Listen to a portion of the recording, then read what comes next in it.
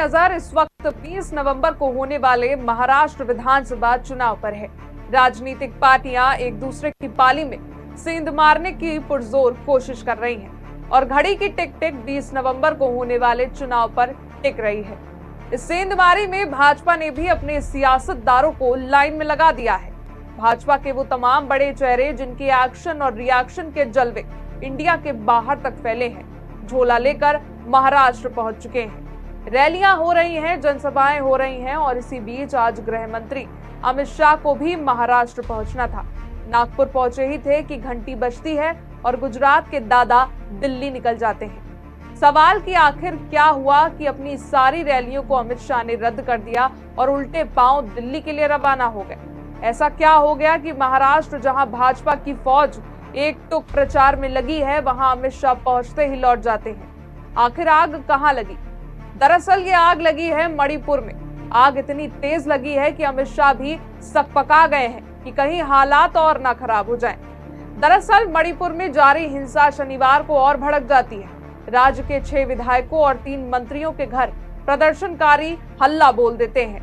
ये तब होता है जब मणिपुर की नदी में लंबे वक्त से लापता लोगों में 3 का शव निकाला जाता है।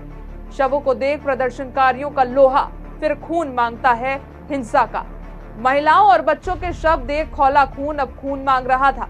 आरोप है कि कुकी उग्रवादियों ने इनका अपहरण कर लिया था। अंजाम नृशंस हत्याकांड के बाद नाराज मैतेई लोग सड़क पर उतर आए और नतीजा राज्य के 6 विधायक और 3 मंत्री प्रदर्शनकारियों के निशाने पर आ गए।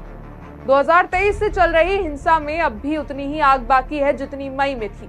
मैती और कुकी समुदाय के बीच की दुश्मनी में अब तक 200 लोगों की चिताएं जल चुकी हैं और चिता से उड़ रही राखें पूरे मणिपुर को काला कर चुकी हैं। इस हिंसा ने राज्य में सामाजिक सांस्कृतिक तनाव तो बढ़ा ही दिया है, साथ ही परिवार उजड़ चुके हैं, पर बदला खत्म नहीं हो रहा है।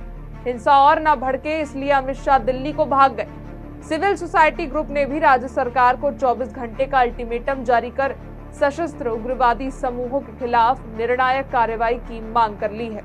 मैतेई समाज के नागरिक अधिकार समूह मणिपुर इंटीग्रिटी पर समन्वय समिति ने भी बयान जारी कर दिया है कि राज्यों के सभी प्रतिनिधियों और सभी विधायक एक साथ बैठकर इस संकट को जल्द से जल्द हल करने के लिए कुछ निर्णायक कार्रवाई करें और अगर वो मणिपुर के लोगों की संतुष्टि के मुताबिक कोई फैसला नहीं लेते हैं तो उन्हें लोगों के असंतोष का खामियाजा भुगतना पड़ेगा।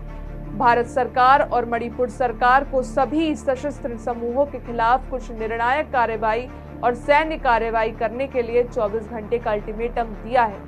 नहीं हुआ तो पिछला भूले नहीं है। इंटरनेट सेवाएं एक बार फिर बंद कर दी गई हैं, सुरक्षा बल खड़ा कर दिया गया है, लेकिन आग कब बुझेगी यह भी सवाल है। आज की खबर के लिए गौरी वर्मा की रिपोर्ट।